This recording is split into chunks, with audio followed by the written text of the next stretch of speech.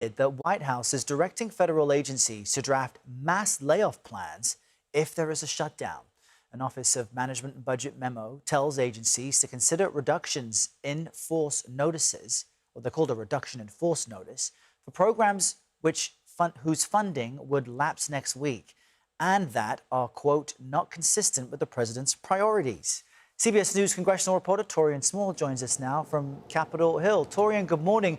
What else did we learn from this memo? And is this how shutdowns are typically handled?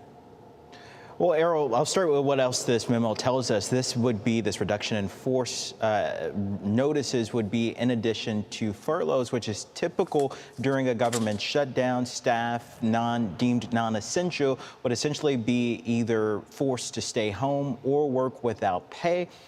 So this would mean that there's even more cuts to personnel or deeper impacts to personnel than we typically see. What this could mean moving forward, though, is that other pretty much essential services like TSA agents could be impacted by this, meaning that there will be longer wait lines at airports for people trying to travel. And this comes at a pretty crucial timing. I mean, this would be the end of the month. This could bleed into November. Holiday time is coming up there. What we saw happen with the longest government shutdown under President Trump's first term was that happened between December of 2018 and January of 2019, well over 34 days. So if that happens, this could be a major hiccup, to say the least, to people's holiday travels.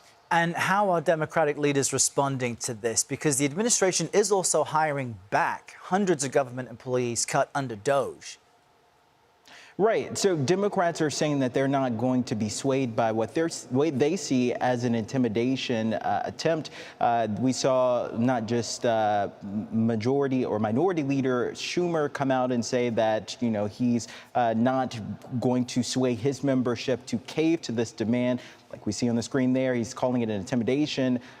We also saw Hakeem Jeffries take a pretty direct shot at the OMB director, Russ Vought, in a post on X saying, quote, "Listen, Russ, you are a malignant political hack." The ask here that they're looking for in these negotiations is to scale back some of the cuts we saw during the One Big Beautiful Bill to Medicaid. They also want to extend tax credits for health care that are set to sunset at the end of the year. The president pushed back, saying that he's not meeting with Democrats because of that, calling them unserious, Errol. All right, Taurean Small on Capitol Hill. Thanks, Taurean.